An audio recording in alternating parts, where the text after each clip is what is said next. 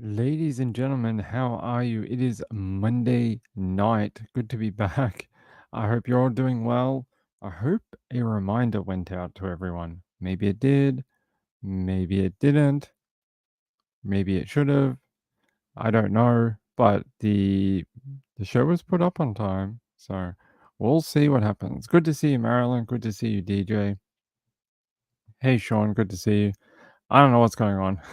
Maybe everyone's watching the Delphi stuff. Um, Really not much happened there, I don't think. They just, got 14 of 16 jurors have been, seated. They'll go to trial, so we'll see what happens. Hey, Lindy, how are you? Gayla. Alright, we have other stories to talk about tonight. I have a story out of Maryland, and what else do we have? We have a story out of Houston, Texas. Lee Giley or Gilly.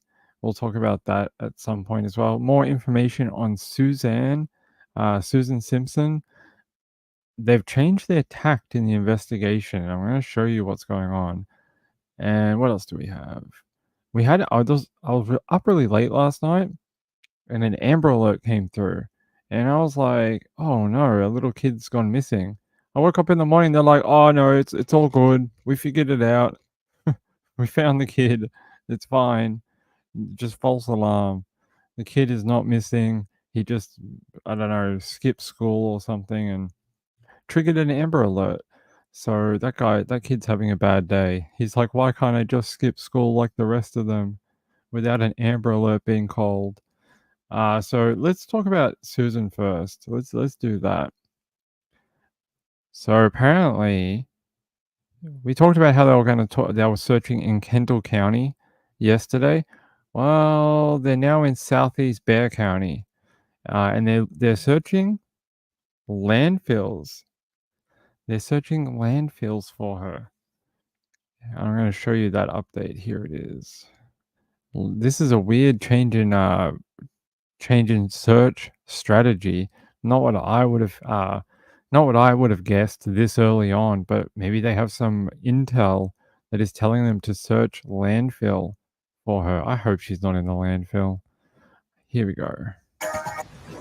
First at 5, she hasn't been seen in more than a week, and the search for a missing Almost Park mother of 3, has spawned far and wide across Bexar County and beyond. Today, the search for Suzanne Simpson continues at yet another new location. Today, Texas Rangers and a Bexar County Mobile Command Center are focusing on a landfill in southeast Bexar County. Now, we are not disclosing the exact location of that landfill at the request of detectives that are hoping to preserve the integrity of this investigation. But our John Paul Barajas is there live right now. So, John Paul, what have you seen out there this afternoon? Steve, Myra, since we've been out here, we've seen the bulldozer push through and move around a lot of the garbage and waste. They also have an excavator that's up top of the hill, along with what looks like to be a grid outlined in yellow caution tape. As for boots on the ground, they are done with their search for the day. But while they were here, it was difficult to see just because of our vantage point, and they were on top of the hill and also on the other side of the hill. So we fired up the KSAT-12 drone just to get a better picture of how big and really was this entire search. And a Texas Ranger on scene told us probably 30 minutes before the show that at this time they have not found anything, and that crews have been out here since about 10 this morning. When we asked if they were looking for Suzanne, evidence, or both here, the Ranger could not give us an answer. And when we asked what might have led them to this location, all he could say was that it was evidence. Again, Suzanne was last seen 2 Sundays ago in a black dress and black heels. So far, we know officials have searched the Simpsons' Almost Park home, that neighborhood, an empty field next to a shopping center in Bernie, and now here this landfill in southeast Bexar County. Back out here, the mobile command unit is still here, and they are expected to continue their search at this location tomorrow morning. An exact time was not given. Of course, we'll monitor everything and bring you an update as soon as it's available. Steve? So there you go. Yes, a tip, or as it says here, county landfill. Uh, hmm. That is an interesting change in, search priority. Now they're in a landfill. I mean, is it Really, because they already searched another location where they thought she might be and she wasn't there? This is very interesting. What information do they have that led them to? You can see it right here. They're in this little grid here, very gently moving layers to the right. You can see the mounds here. They're literally pushing stuff very gently over onto that side and going down layer by layer by layer. And you can see there's actually a cutout here too. Uh, hmm. I wonder what led them there. Do they have something? Did they get, yeah, maybe cell phone pings, vehicle GPS, like if they from his car, maybe he stopped at bins or dumpsters along the way. Whatever it is concerning, and the fact that up until about just before this newscast, they were unable to find her there either. This guy is either the dumbest or the smartest guy, considering he only had about an hour to dispose of her remains before getting back to the house. All right, let me see. So also the New York Post is reporting a something else about their relationship. I think we already knew this based on the charges, but it says here, missing mum of four Suzanne Clark Simpson told her mother she was physically abused before vanishing. They're saying the missing mother of four told her mum just an hour before she vanished that her husband had physically abused her, according to the parent who fears her daughter is dead. She says, Susan and I had an opportunity to talk an hour before a lot of this happened. And she said, she called me up and told me things that Brad had done to her physically, suggesting the violence was alcohol related. Susan said around 9 o'clock that night, Brad had hurt his wife's arm and back. According to KSAT, the worried mother immediately came up with a plan to get her daughter out of the house. She says, I came up with an alternate plan for her that she would move in with me and have her little toddler go to elementary school in the neighborhood. I never got to tell her the plan, she said. Clark said that although the family is trying to be positive, they do not believe she is alive. And she says, I don't think she is because I have not heard from her, meaning that she thinks if her daughter was around, she would call her for help. And there's Brad Simpson, the husband, alleged, you know, allegedly hurt his wife. At least they're the charges he's on now, and maybe more. It's a very sad story of um, DV infiltrates all parts of life, whether you go to the country club on a Sunday or you go to the strip club on a Sunday. It doesn't matter.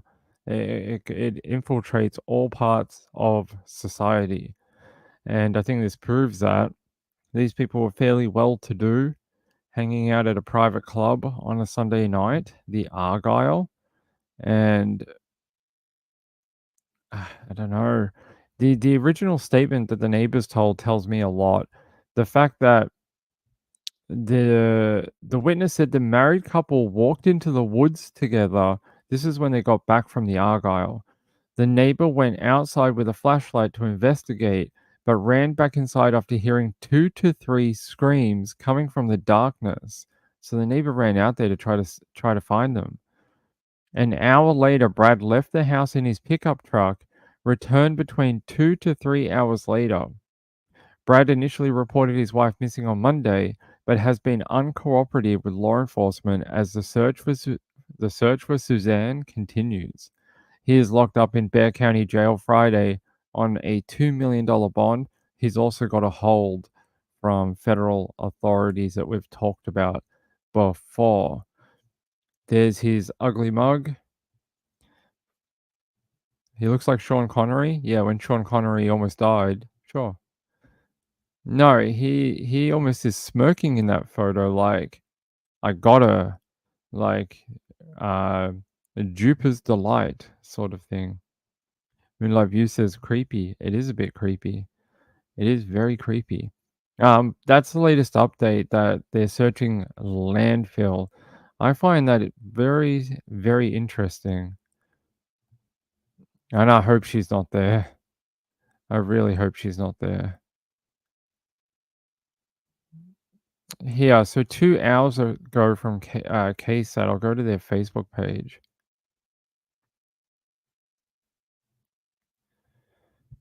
Yeah, they got another video of that landfill search from the drone.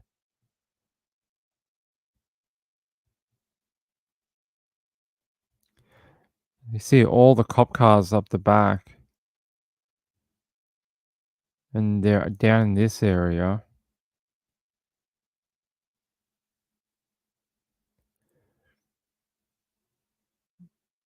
I don't know what they're doing. It's interesting.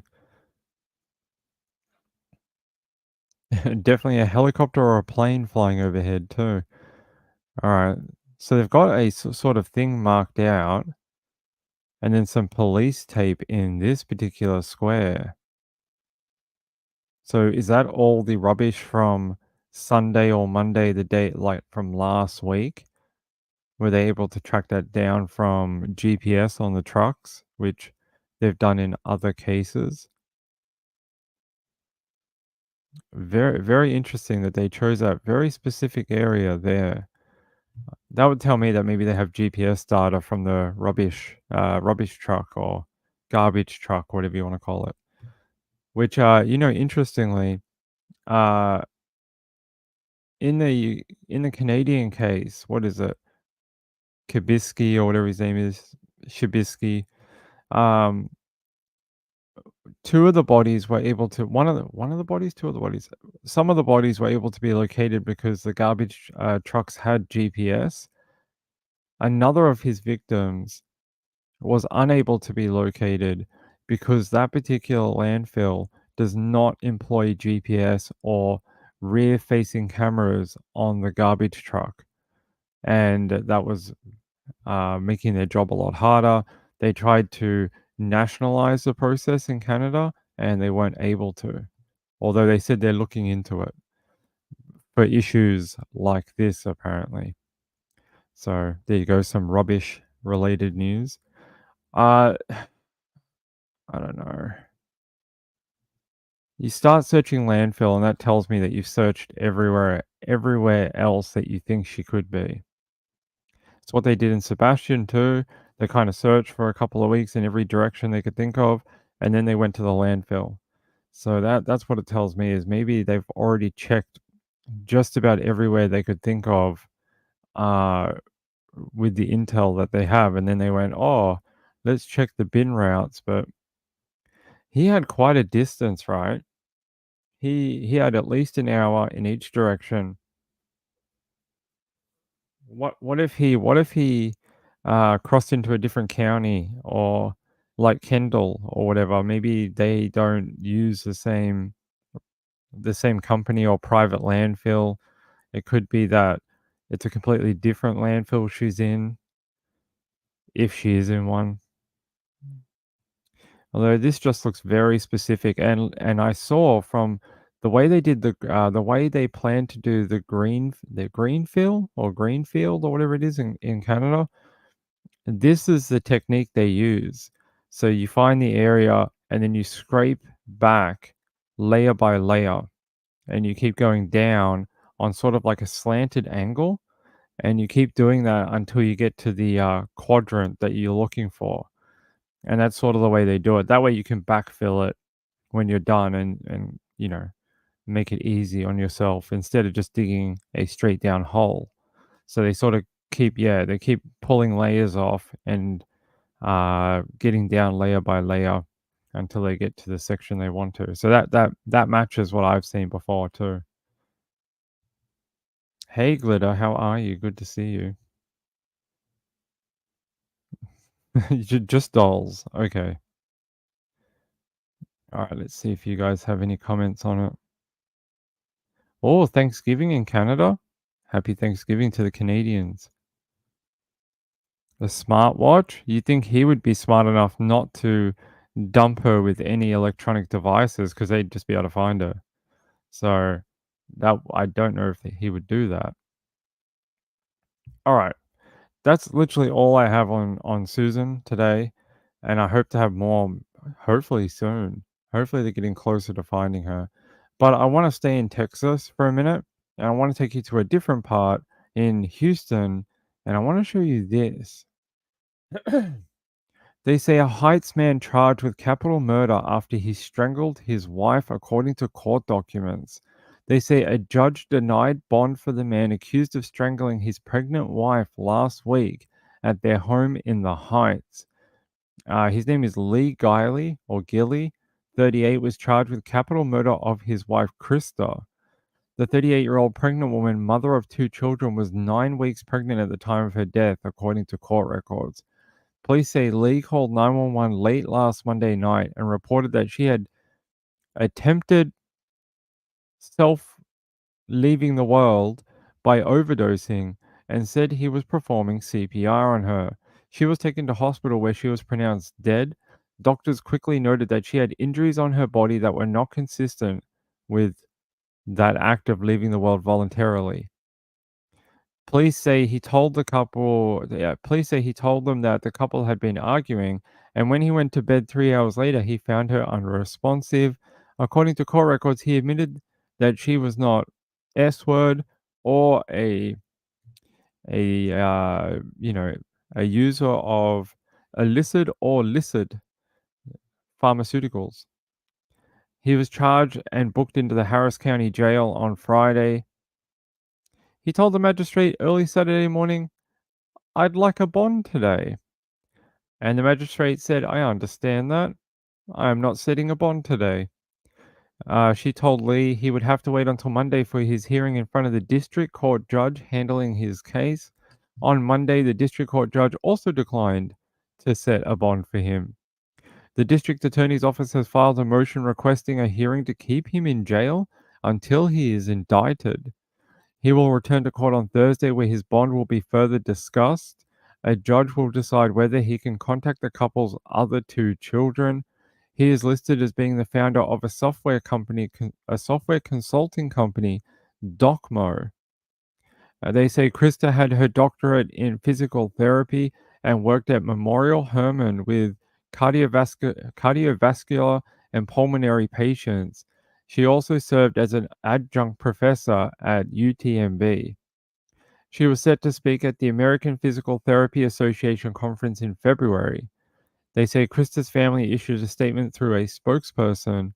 They say Krista's family is devastated by her tragic death and the death of her unborn child.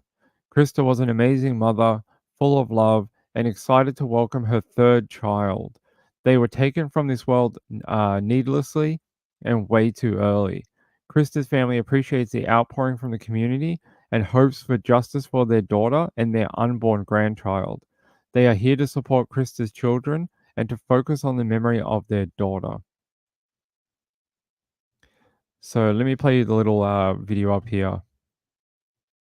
The man accused of killing his pregnant wife in the Heights remains in jail tonight without bond. Lee Gilly went before a judge today on the capital murder charge. Reporter Micah Hatfield joining us live right now from the Heights this afternoon. Micah, what have you learned in speaking with people about this case? Hey, good afternoon, guys. We've spoken to a number of people in the Heights, and they told us they are stunned and heartbroken over the loss of this young woman, just 38 years old, and her unborn child. We even saw someone put flowers on their porch earlier today. The victim, in this case, his husband, is now fighting to be released from jail. Saturday morning. I'd like a bond today. I understand that. I'm not setting a bond today. Lee Gilly pushed the magistrate in probable cause court for a bond. Now today, Monday morning, a judge declined to set bond for Gilly's capital murder charge as well. The district attorney's office has filed a notice requesting a hearing to hold Gilly without bond until he's indicted on the charge. He'll be back before a judge on Thursday to further discuss his bail. Until then, he will be held without bond in the Harris County Jail. Gilly is accused of strangling his wife, Krista Bauer Gilly, in their home on Alston in the Heights. The 38-year-old woman, a mother of 2 young children, was 9 weeks pregnant at the time of her death, according to court records. Police say Gilly called 911 late last Monday night and reported that she had attempted suicide by overdosing and said he was performing CPR. Bauer Gilly was taken to the hospital where she was pronounced dead, but doctors quickly noted that she had injuries to her body that were not consistent with a suicide attempt. Police say Gilly told them the couple had been arguing, and when he went to bed 3 hours later, he found her unresponsive. He admitted, according to court records, that she was not suicidal nor a drug user. Bauer Gilly's family issued a statement today saying in part, quote, Krista was an amazing mother, full of love and excited to welcome her third child. They were taken from this world needlessly and way too early. Also, during Gilly's court hearing on Thursday, we're told a judge will decide if he's able to see the couple's two children. Tomorrow night, people in the Heights are going to be coming together to remember Krista Bauer Gilly at a vigil at 7 p.m. Live in the Heights, Micah Hatfield, ABC 13 Eyewitness News. The man accused.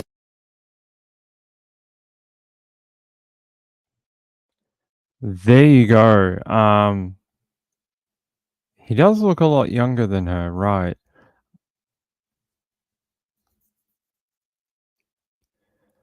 Nonalana says, we need to be in the prayer for everyone who is homeless in the North Carolina mountain. It is supposed to be cold tonight, and many are living on the ground in makeshift tents. The recovery efforts just aren't going fast enough. I've been following it myself, and it's sad to see how many people who have been displaced by the hurricane and still a couple of weeks later don't really know what their future is going to look like besides living in a tent or a makeshift accommodation. And that's really sad. It really is. Not what we want to see. There is also a cold front coming through the south later this week, heading through from the west, which will actually drop temperatures in Austin, Texas, too, and most of Texas. They'll actually drop down from those high 90s down into the 70s for the remainder of the week. So you'll actually have a cooler week ahead. At least it won't be boiling hot. Yeah, North Carolina mountains, not good. I hope they can hurry up, as this will turn into a humanitarian crisis if it hasn't already. It's just been back-to-back weather catastrophes, hasn't it? Really has. Let's see this, actually. I just caught this out the corner of my eye after we read Krista's story. A lot of people killing loved ones. What is We this? have an update on the Appeals court upholds $2 million bond for Chambers County woman charged with murder of fifth husband. She didn't kill the other four, did she? Bond will remain at $2 million for a Chambers County woman accused of killing her husband in February 2023. Sarah Hartsfield is charged with murdering her late husband, Joseph, whose cause of death was ruled as complications from the toxic effects of insulin. She was arrested in February of last year. She has argued that her bond is illegal, oppressive, excessive, and beyond her financial means. Well, don't kill people then. You don't kill people, you don't get high bond. Sort of how it works. It says they had already cut her bond from $4 million to $2 million. Hey, they gave you a 50% discount. How much help do you want? I mean, there's only so much we can do. All right, let's see. New at 5, the Chambers County woman accused of killing her husband has had her bond cut in half. That is according to the clerk's website. Sarah Hartfield's bond had been at $4 million. It's now at $2 million. When she was first charged in her husband's murder, it was originally $5 million. The district attorney has never said exactly how Joseph Hartsfield was killed. The medical examiner ruled he died from complications related to insulin, adding his manner of death was undetermined. Hartfield's former fiance died when she shot him, but it was ruled self-defense. That case was reopened, Hartsfield believes, because of the Chambers County case. Yeah, well, no duh. You're accused of killing your latest husband, and your other husbands all died of random, indiscretions. Of course they're gonna look into them. They think you're a black widow, so maybe you are. All right. I want to see what this latest update says about her bond ruling from today. That one was from a while ago. Chambers County woman accused of killing her fifth husband. Sarah Hartsfield has been trying to get her $2 million bond lowered, and today the State Court of Appeals issued an opinion saying her bond is fine where it is. ABC 13's Micah Hatfield has been following the twists and turns in this case since it broke February of 2023. She's here to break down a lot more on this one, Micah. Well, Eric, as you can imagine, this was a long-awaited answer for Sarah Hartsfield, who has been in the Chambers County Jail since she was arrested in February of 2023. Likely, though, not the one that she was looking for. Her husband, Joseph Hartsfield's cause of death is listed as complications from the toxic effects of insulin. She is charged in his murder. In the year and a half she's been locked up, Hartsfield has been arguing that she can't afford her bail and that the amount is oppressive. Her bond has gone from $5 million to $4.5 million to $4 million. Well, then, according to court records, Hartsfield told a bail bondsman over a recorded jail phone line that she could get together $200,000 for her bond. So the judge last October lowered her bond to $2 million, meaning she would owe $200,000 to get out. Hartsfield then said that being in jail has ruined her credit, that 2 of her 4 cars have been repossessed, and she's behind on her bills, so that's no longer low enough. I should mention, she still owns the home she shared with her husband that's appraised at $500,000. Her attorneys asked the Court of Appeals earlier this year to issue an order to the court in Chambers County to lower her bond to $150,000. Today, the court issued its opinion saying that the judge has done nothing wrong by keeping her bond at $2 million.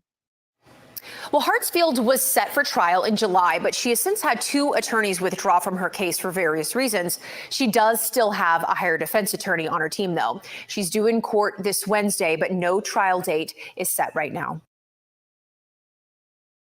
Of all these horrible things happening, CPR on people that were there, people being pulled out, emergency vehicles, and these videos are shocking and distressing and horrifying. But when you're actually there, I think unless you're in the direct area, immediate area where that's happening, there's no way I mean, I wasn't in that area, but I was in the back, not too far back. Sorry, Muffin's Muff, what are you doing? Hold on, guys. I have to get Muff. Hold on.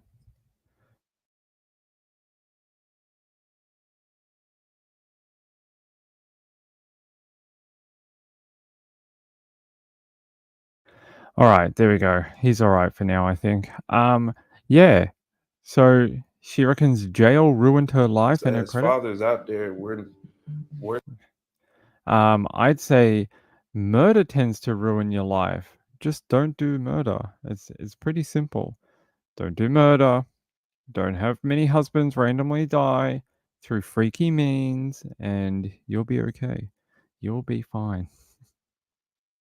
I mean, if any of her other husbands died, including the 4th one, which they said she shot in self-defense, we have to definitely look into those ones. Yeah, what a weird story. I feel very sad that this guy just had to die. She says her bond is illegal, oppressive, and excessive and beyond her financial means.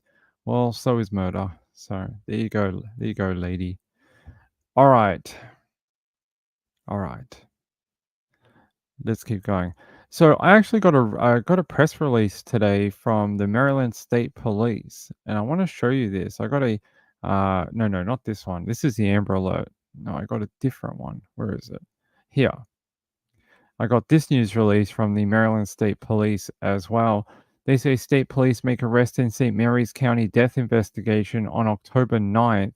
They say Lexington Park is the area. Homicide investigators arrested a 50-year-old woman in connection with the death of Demetrum Scarborough in St. Mary's County. The accused is identified as Simone Stewart, 50, of Lexington Park, Maryland. She is charged with second-degree murder, first-degree assault, homicide by motor vehicle, and driving under the influence. Stewart is currently at the St. Mary's Detention Center awaiting an appearance before the court commissioner. The victim is identified as Demetrum Scarborough, 53, of Lexington Park. And they say Scarborough was pronounced deceased yesterday by hospital personnel at MedStar Washington Hospital. Police believe Stewart and Scarborough were involved in an ongoing relationship. Further investigation indicates they were involved in an alleged altercation at the time the incident occurred. Based on additional information received and evidence collected, and with consultation with St. Mary's County State Attorney, Stewart was charged with the murder of Demetrum Scarborough. Shortly before 1 p.m. on Monday, October 7, troopers from the Leonardtown Barrack responded to Spring Valley Drive and Valley Court in Lexington Park for the report of a pedestrian struck by a Chevrolet Suburban.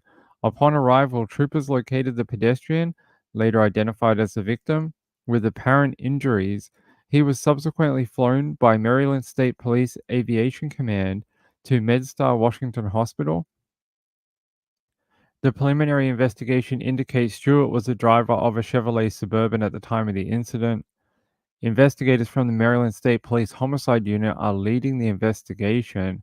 Assistance with the investigation is being provided by troopers from the Leonardtown Barrack, regional investigators from the Maryland State Police Criminal Enforcement Division Central South, and crime scene technicians from the Forensic Science Division and the St. Mary's County Attorney's Office. Anyone with information relevant to this investigation is urged to contact homicide investigators at the Maryland State Police Leonardtown Barrack at 301-475-8955. All calls may remain confidential. The investigation is active and ongoing, and there is a photo of the accused that she had run over the victim in a Chevrolet Suburban. So I am going to show you the original article from this. This release came out overnight into my email. Here, Demetrum Scarborough. So there was an article that came out about 5 days ago. Here.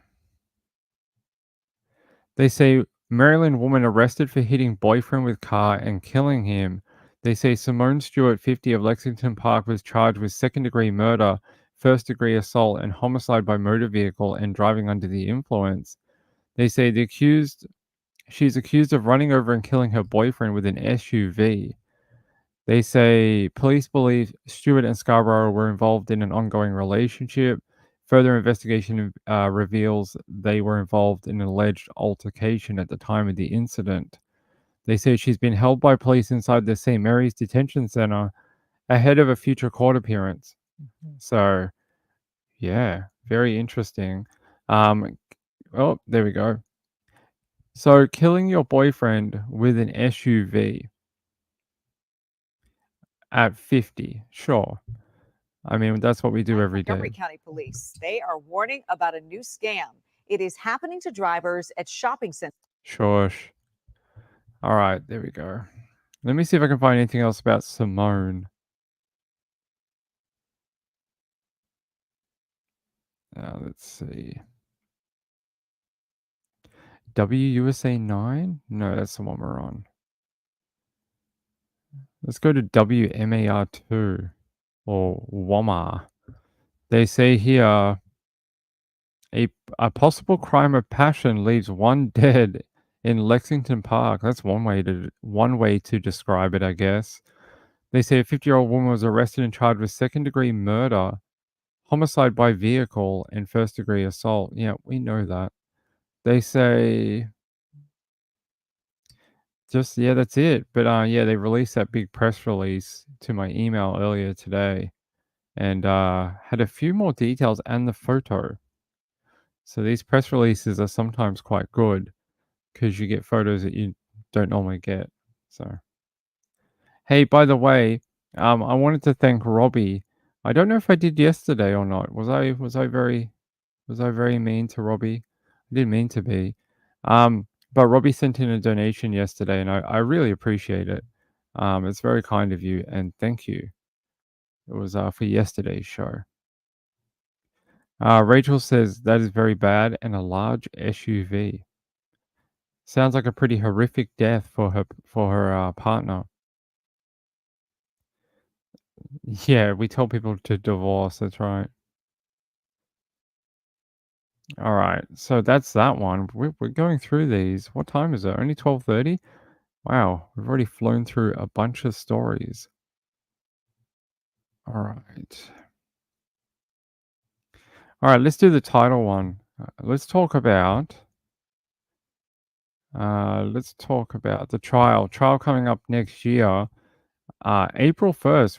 Weirdly enough, very similar to the trial date for the mushroom murders.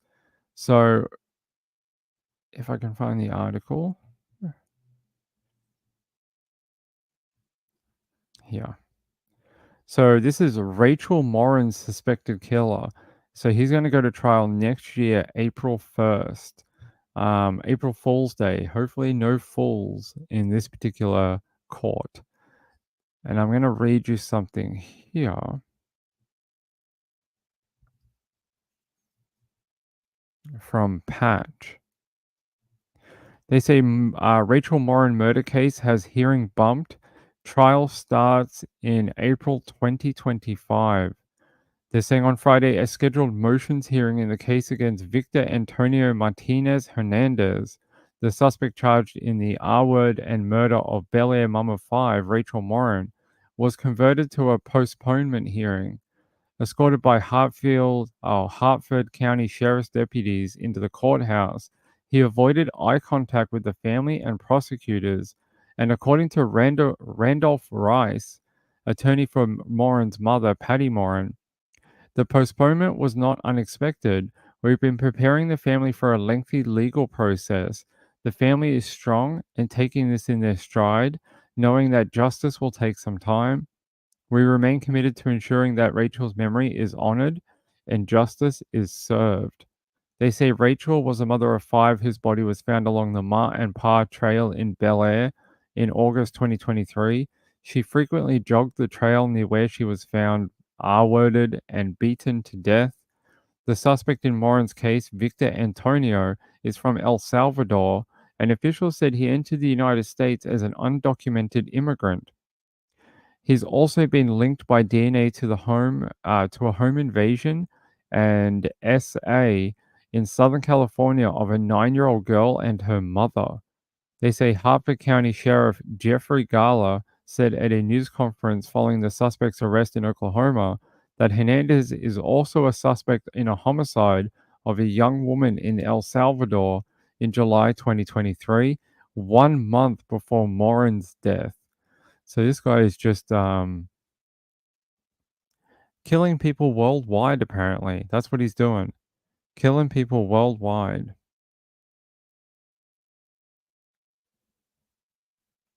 Give me 1 second.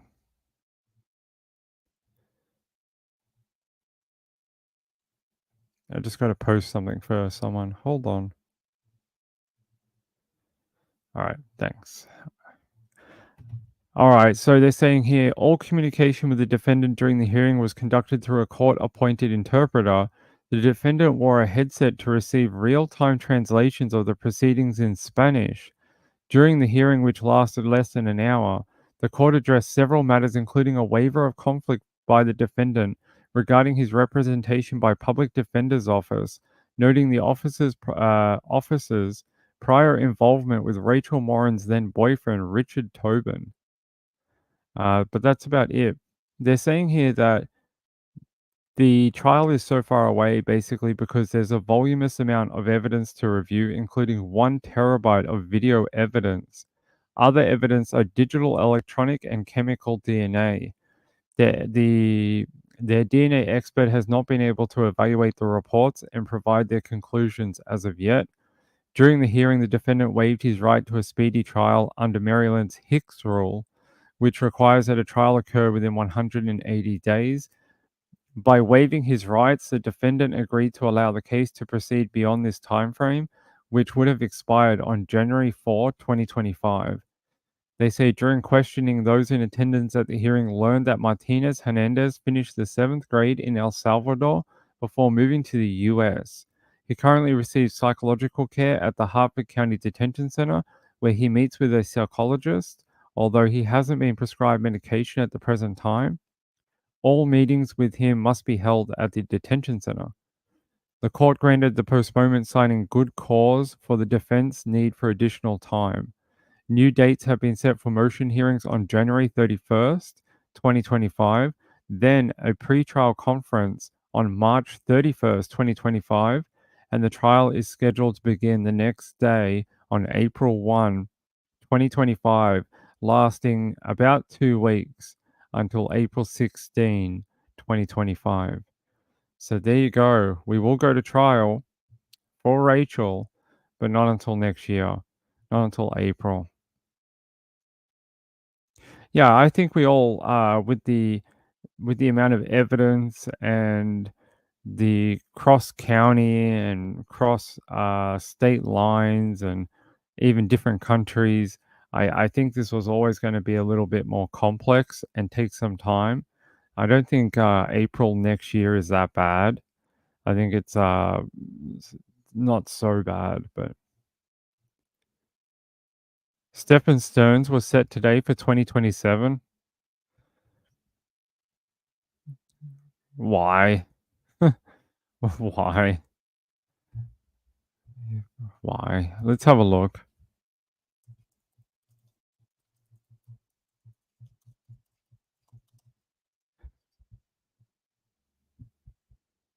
Let's go to Wesh TV. The man charged with murdering 13-year-old Madeline Soto will go to trial next year. Today, a judge set a trial date of September 22nd for Stephen Stearns. According to investigators, Stearns told them that he had dropped Soto off at school back in February, but they believe instead he murdered her and then drove around with her body for hours before dumping her on the side of the road in Osceola County. Investigators say Stearns, who was Soto's mother's boyfriend, had been sexually abusing the teen for years. The state is seeking the death penalty.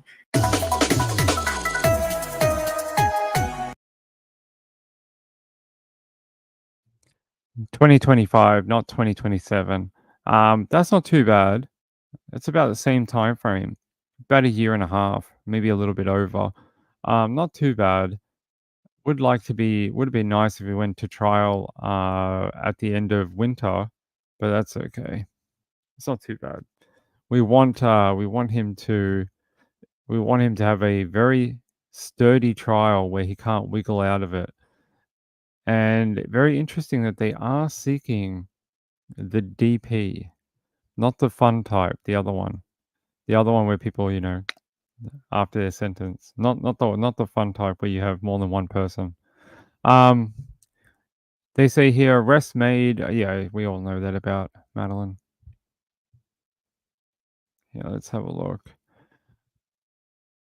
That tells me though that if anything was going to happen with Jen Soto, it's probably going to be a while. It's probably going to be a while.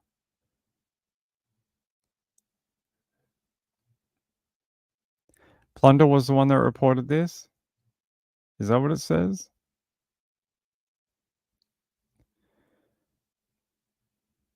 Hold on. I don't see them crediting Plunder. Although I can reach out to Darcy or Johnson and ask. It says here that I don't know. Let me check Court TV. Court TV had it too.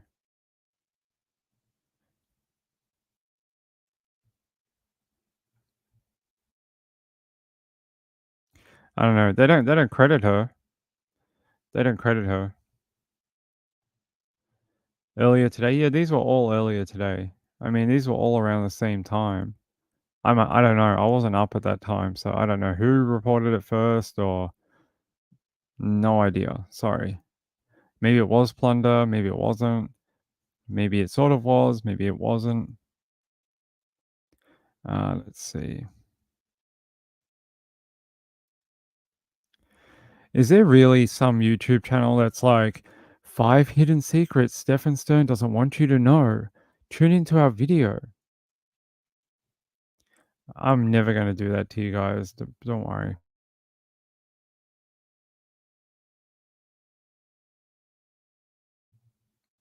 Hey, Glitter.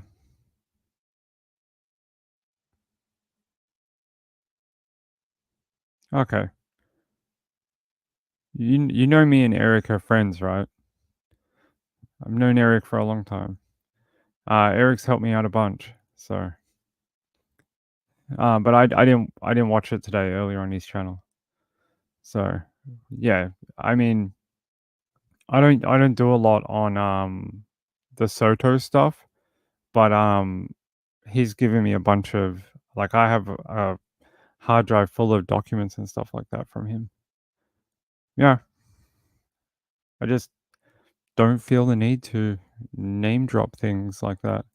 But we don't do very much Madeline Soto stuff. But I could sit here for the next 9.5 hours and play you videos and I don't know documents and stuff.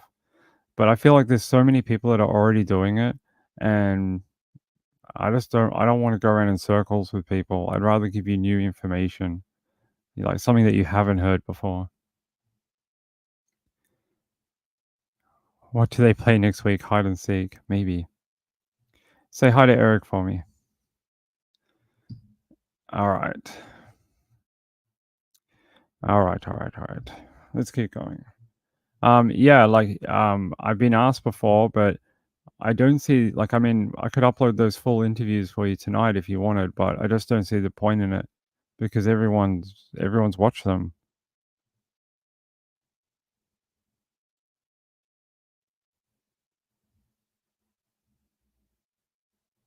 Burn pile murder Melody Farris and watch the opening statements of Leilani. Okay, I don't do a lot of trial stuff. You want to watch trial stuff? Either go to Eric or go to my friend Excited Utterance. She's doing the saw her on earlier. What trial was she doing? She's doing Sarah Boone trial. So you can I think it's day 1 for that, so you can head over there. What did you say wrong? I didn't hear anything.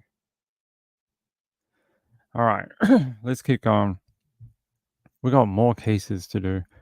So we've done that. Let's see what else we've got. All right, so someone sent me this, and I wanted to at least show it to you because it's freaking weird. All right. And anytime you find a body in a freezer, Ping wants to hear about it because I find people who put people in freezers in their homes very weird. Okay. Let's go to KREX News 5, and then we'll have a chat about it. The human head and hands that were found in a freezer at a Grand Junction home in January have raised a lot of questions here and across the country, including who was the person. Well, we now know the identity. We have team coverage tonight from the neighborhood where this gruesome discovery occurred last winter. Our Kyle Kawamoto joins us with the developing details while Jessica Livingstone got neighborhood reaction. We start with Kyle. What can you tell us tonight, Kyle? Thanks, Bernie. That's right. I'm standing out here at the 2900 block of Pinion Avenue. I just want to take a quick second. Right behind me, that house right behind that I'm standing in front of is the house where they found a human head and hands that the Mesa County Sheriff's told us about. On top of it, I guess there was a bunch of just animal meat as they were cleaning it out to pack it up, and there was a black bag, and they opened the bag and a human head fell out. On Friday morning, the Mesa County Sheriff's Office released the individual's identity, Amanda Lirio Overstreet. Officials say that they believe that she was 16 years old during the time of her disappearance, dating back to April 2005. I know a lot of people are really concerned with the amount of time this case is taking, but we want to be sure. The county sheriffs, the Colorado Bureau of Investigation, and local agencies have been investigating the homicide since January, when Overstreet's remains were found in a freezer in a house on the 2900 block of Pinion Avenue. Our Timber Schumann originally interviewed a neighbor who knew the people in the house. Gather, the gentleman was taking care of his mom. They never really had many people over. The neighbor told us her son moved in with her after losing his father, Bradley David Amir, who was Amanda's stepfather and former owner of the house. He died of cardiac arrest and COVID back in 2021, but that leaves the question of Amanda's whereabouts. We're coming to clean out the immense amount of property that was left in the home. There was a freezer that was left. She put it up on a social media site, said, hey, if you want a freezer, come get it. These people showed up, and obviously the freezer was very heavy because it was full, and when they started to unload it, that's when they discovered her. The circumstances surrounding her disappearance remain under investigation, as well as ongoing forensic testing of evidence. It's incredibly sad that no one knew she was there. No one that we're aware of knew she was missing. That no one took the time to find out where this child was or what happened to her. And that's why we are taking the time we are taking, is to make sure that we answer all those questions. Yeah, unfortunately, there were no records of Overstreet's disappearance with any law enforcement, and there's this case is still under investigation. We're waiting for new information to reach our newsroom. Bernie, back to you at the desk. Can you imagine being those people trying to clear out that freezer? They move a bag and a head falls out of a 16-year-old who's been missing for, what is it, like 19 years or something. I mean, I don't know what you want me to say about that, except for, one, they need to arrest the people who have done this, and two, find out exactly what happened to this girl. Yeah, I'll play you this one too. Through what the previous homeowners left behind and finding human remains. Well, that's what happened to one family in Grand Junction. The Mesa County Sheriff's Office says they went to a house on Pinion Avenue on Friday afternoon. The new homeowners were cleaning out leftover belongings in a recently sold house. That's when they discovered a bag, and it was confirmed that what was inside was a human head found in a deep freezer on the front lawn. Officials say at this point there is no threat to the public. An Aurora just over 3 weeks. So they obviously bought the property and were cleaning it out from the old owners. Shouldn't they be easier to track down then, who these people are? Is it? Where are these people from? Colorado. So there you go. The woman, the teenager's name was Amanda. Is it Lyriel Overstreet? I wonder if I have a photo of her. Hold on. Apparently, Overstreet disappeared in 2005, although there is no record of a missing person report ever filed for her. According to the Mesa County Sheriff's Office, Overstreet's head and hands were discovered in January in a deep freezer left behind by the previous owners of a home in Grand Junction that had recently been sold, not solved. Overstreet, who was 16 at the time when she went missing, was the biological daughter of the home's previous owners. And according to the sheriff, the rest of the body has never been located. After the home was sold, its new owners held a garage sale to get rid of the items that were still in the house when they bought it. People claimed a freezer from the sale and found the human remains while trying to unload other meat stored inside. According to the station, authorities opened a death investigation January 12th, according to Mesa County Coroner and the Sheriff's Office. And the Coroner's Office announced Overstreet's identity Friday after conducting DNA tests on the head and hands. She was a resident of Grand Junction as well as Harris County, Texas, according to the coroner. Authorities continue to probe the circumstances around her disappearance, and forensic testing of evidence is ongoing. The Sheriff's Office said they could not share any more details about the nature of the evidence or the testing, but the coroner said her death is being investigated as a homicide. Asked whether a suspect or persons of interest had been identified in the case, a spokesperson for the Sheriff's Office told CBS News they could not provide more information than what already appears in their news releases because the investigation is active. Following the coroner's announcement Friday, the sheriff asked community members curious about the case to refrain from visiting or photographing the house where the remains were discovered. Well, it's because there's new owners there. They didn't do anything wrong, so don't annoy them. They actually helped. They helped uncover a crime. They say here the Mesa County Sheriff's Office would like to emphasize that the home where the Pinion Avenue homicide investigation centered is now under new ownership, completely unrelated to the previous case. And they said the house was purchased, fully remodeled, and sold to the current owner. We urge you to respect the current owner and their neighbors' privacy and avoid driving by their home or taking photos. All right, let me see if I have a photo of this young girl. Amanda Overstreet.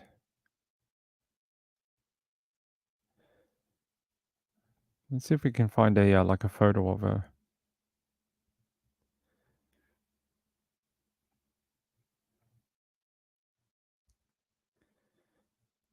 Let's go to channel 2 now. They're saying this is her? Okay. Some very old photos of her here obtained by the news channel. They say it's in Grand Junction, Colorado. All right. So apparently she was originally from Harris County, Texas, and vanished in 2005. So they must have transported her remains across country. Must have. Hey Catatonic, how are you? Good to see you. Hey guys. Hey STL. Hey Potter. Ah, but that's only one person, right? She would have had a family.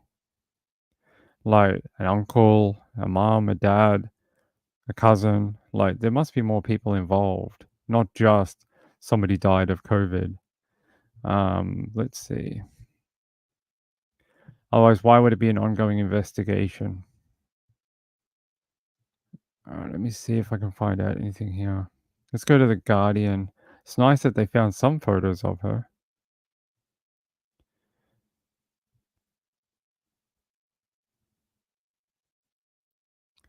Just trying to see if it has anything else here. According to Cleveland Public Radio, records show a home on the street where Overstreet's remains were discovered belonged to a Bradley David Eimer, who died of COVID in 2021. The outlet said Eimer's death certificate lists his spouse as Leanne Overstreet. Well, where's Leanne? Don't worry about Bradley David Eimer. Where's Leanne Overstreet? That's who we got to look for. That's what I mean. Like, yeah, they said the previous owner died, but there's obviously a mum, right? She never reported her daughter missing either. They say Colorado Public Radio noted that it had been unable to determine whether Leanne and Amanda were related. You sure about that? But the sheriff's office did confirm to the outlet that Amanda's biological mother had been a previous owner of the home where the remains were found. There you go. Meanwhile, the Mesa County Sheriff's Office provided a statement to the Daily Mail confirming Leanne Overstreet had indeed owned the home where her daughter's remains were found. Ta-da!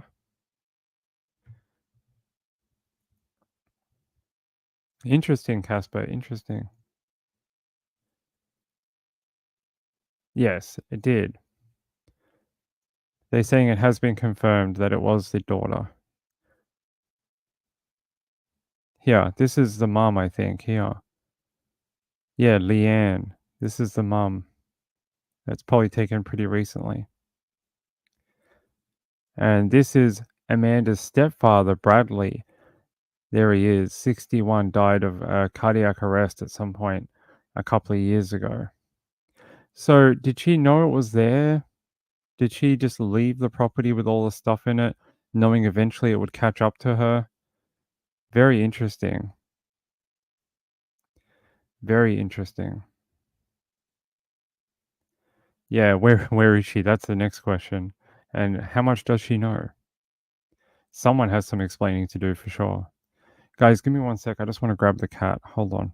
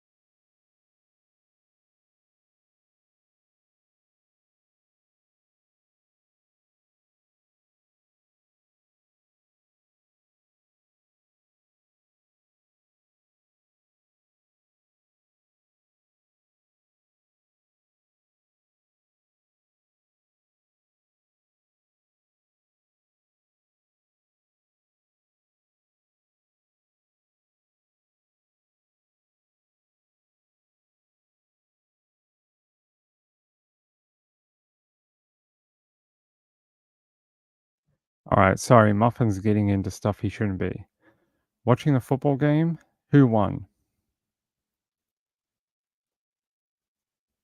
I've got it on in the background. Bills are 20, Jets are 17. So pretty high scoring game actually. Hey Emily, how are you? Good to see you. Hey Rachel, Mamma Mia. Actually, hold on.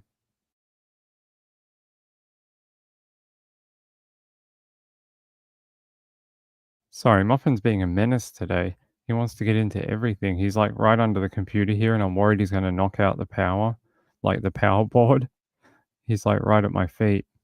I'm just like, come on, buddy, stop playing with the stuff under there. All right. So that was that one sent in. We did the one in Maryland. A woman hit her lover with a car and killed him.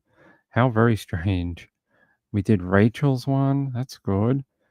All right. What else do we have? You know, one day we'll have to do more on this. But I don't think I've ever done a full show on Jodi Arias and the Travis Alexander murder. I'd like to do that one day. I really would. I think that would be an interesting show for us to all go back to many years ago and have a look at it. I'm sure you've all seen this before. Someone posted me this earlier that Jodi Arias sells artwork from behind bars for thousands as she serves time for killing her boyfriend. And I'm sure you've all seen these photos of her and Travis. And yeah, apparently that's how she makes her commissionary money. She makes artwork and sells it to people. The mom has a Facebook? Dun dun dun. Gonna have to track her down.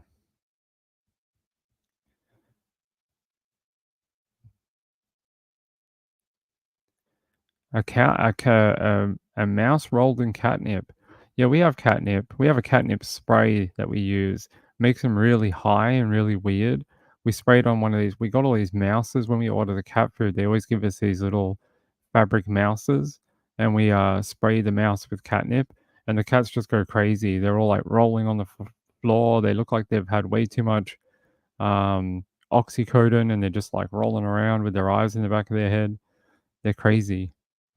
Rachel says, I watched some of that case but didn't see much about it. I would like a deep dive.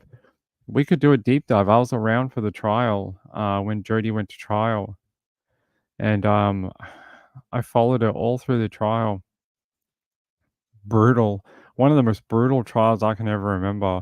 There's just so much stuff coming out every day. There was all these rumors and all this extra info that was being leaked on the internet at the time, including these terrible photos that are burned into my brain of Jodi.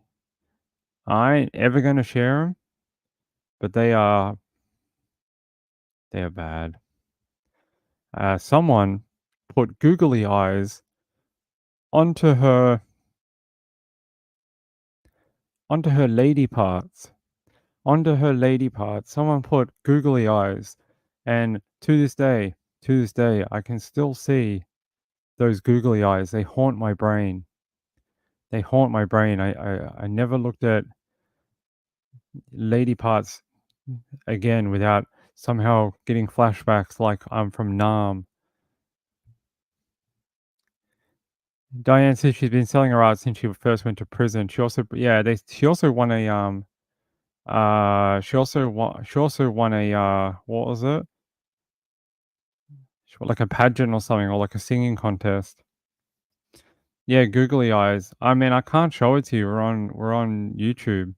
I can't show it to you because we'll get shut down. But it's basically how can I describe this?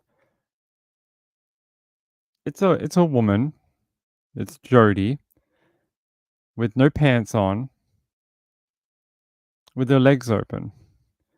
And someone put googly eyes on her lady parts to make it look funny. But that image is literally I can still see it today. Sometimes I'm doing my shopping and I come across a box of cereal and I just break down in the supermarket because I get flashbacks, and I'm like, no, Jody, no, and I curse whoever made that photo and put it on the internet. I curse them. I'm like, why did I ever look at that? Yeah, someone released all the photos from trial from the SD card that was on the camera that she threw in the washing machine, and a bunch of those photos were nudie photos of Jody. So, actually, I'm not sure where they came from, but someone got them and put them online. And unfortunately, I can't show them on the show because they are literally X-rated. They're just full X-rated photos. I'm not even sure if they're around anymore. But they were at the time. Yes, it's always in the Cheerios. Yes. I'm just like, damn you to hell. Nine is like, don't. I can't. They'll just shut my channel down if I ever showed it to you. We're not allowed to show that on YouTube. I would advise against looking for it. You don't want to become like me. I've had 8 years of therapy over it. You don't want to become like Ping. I mean, I never look at trials the same way anymore. I'm like, who knows what they're going to release? Who knows what crazy person on the internet is going to put googly eyes on something?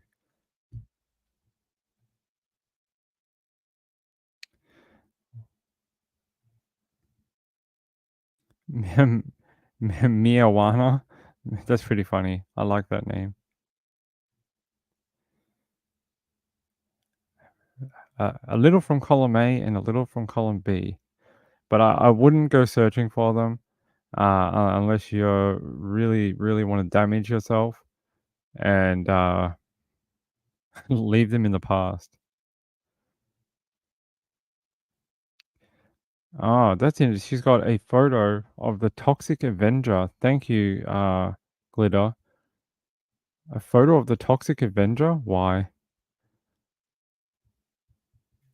Okay, weird. Do you think this is the same person? Yeah, I'll show it to you. Can I download these somehow? Um,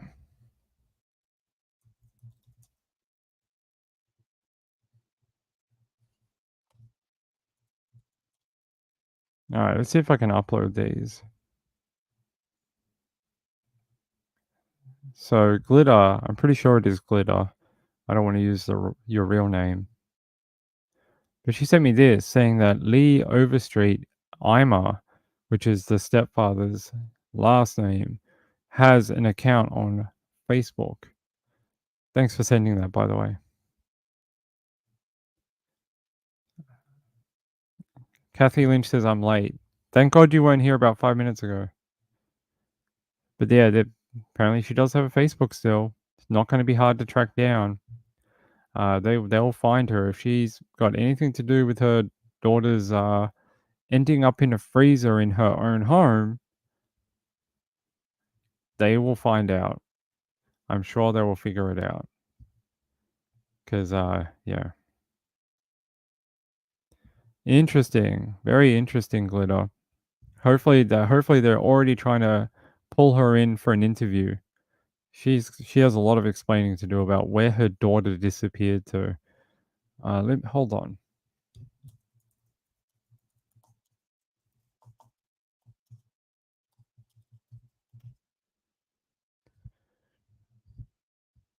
You know, there's one photo of Travis that it gets me every time, right? It really does, and I can show you that photo because it's not graphic.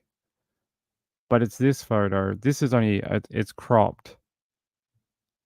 It's been cropped. The full photo is more graphic, but I can show you this photo. This photo is the other photo I remember from the trial. If you have never seen it, it's this photo. Fortunately, the full photo is longer, and there's some injuries to him in this particular photo. But it just says to me in this photo, like betrayal. He's scared. He don't understand what the hell's going on. He doesn't even know if he's going to get out of this alive.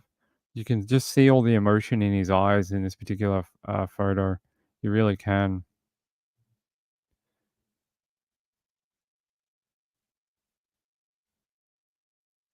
Oh, that's interesting. Glitter. Let me show them this too. Glitter sent me a thing here. Do you think maybe that little girl's too young though? Yeah.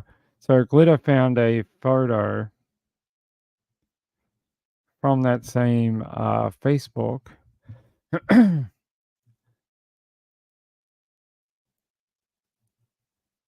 And it has, sorry, we're kind of jumbling two cases at once right now. But it says Bradley Eimer obituary, Grand Junction, and there's a photo of a little girl. It depends when the photo was taken. Do you think that was taken? That little girl looks very young.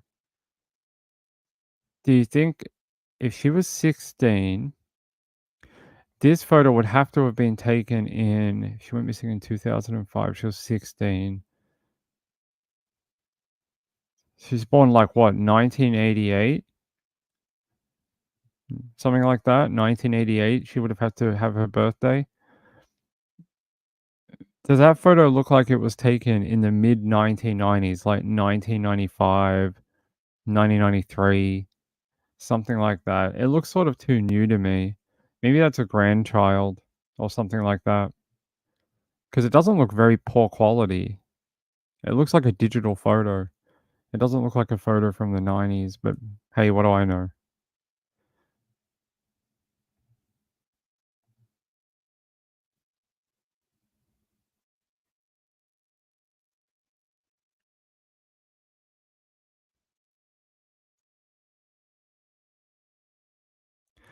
Okay, thanks, Sean and Kim.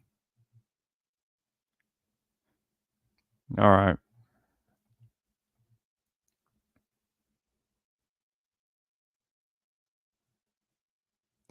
We'll look more into this for the late show. Let me do some more research into what you sent me, and I'll put together like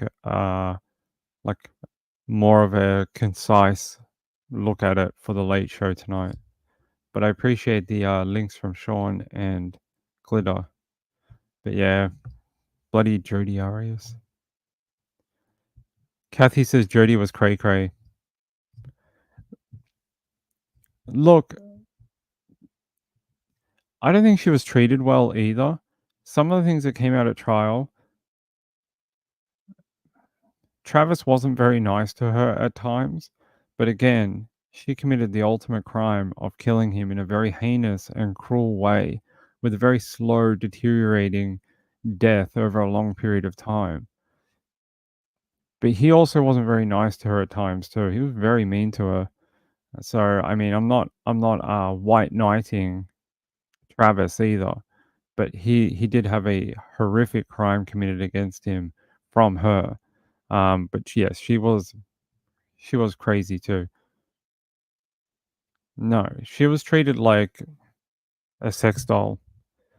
Guys, I have to go. Hold on.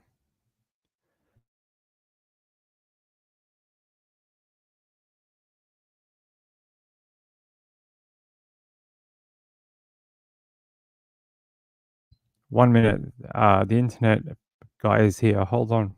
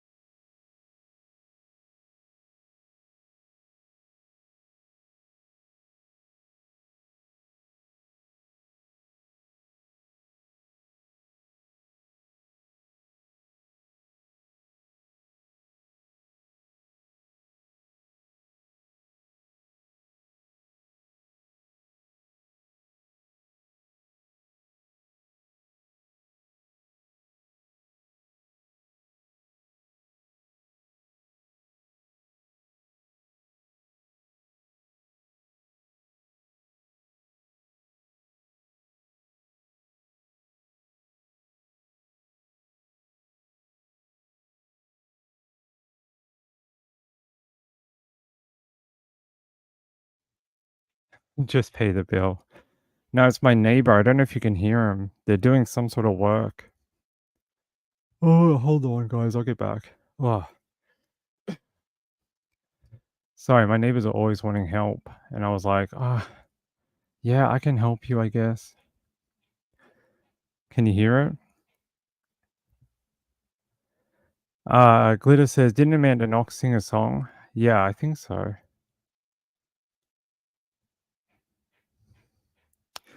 Yeah, I'm not sure why she'd want to do I don't know what she was doing with the handstands in the interview room either. It was very odd.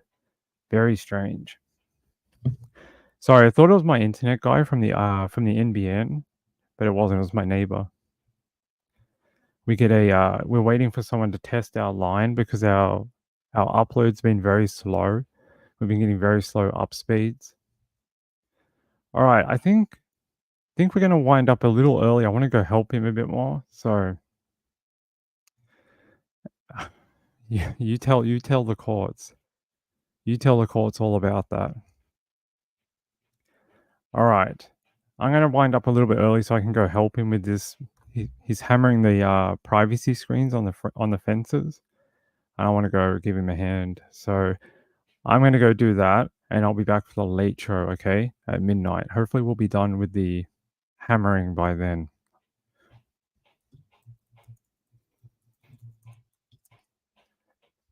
All right. Oh, Vicky, that is very kind of you. Vicky sent in a donation for tonight's show. I very much appreciate that, Vicky. It's very kind of you. Yeah, I like to help my neighbors where I can. Yeah, I'm gonna go give him a hand so we can. He's an older man. He's like in his 70s. I don't want him to, I don't know, get hurt or something. Oh, I'm out of breath from running out there to talk to him. Yeah, I'll see you at midnight. Okay. Hopefully we'll be done by then.